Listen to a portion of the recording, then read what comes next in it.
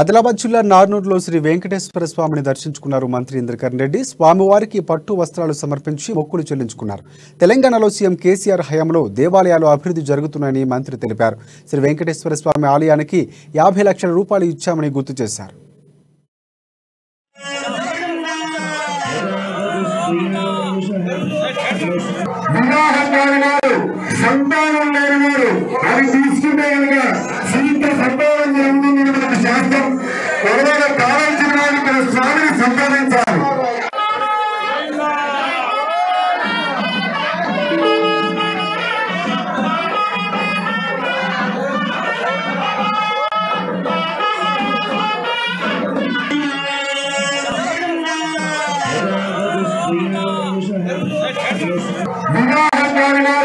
సంతానం లేని వారు అది తీసుకుంటే కనుక శీఘ్ర సంతానం జరుగుతుంది మనకు శాస్త్రం. ఎవరైనా కావాల్సిన వారు ఇక్కడ స్వామిని సంపాదించాలి.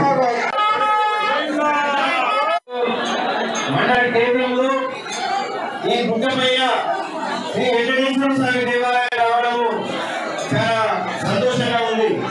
ఇక్కడ నిలబడి చూస్తుంటే టోటల్గా పచ్చదనంతో ఆహ్లాదకరంగా అడవి ప్రాంతము పంటలు కనబడతా ఉంటాయి.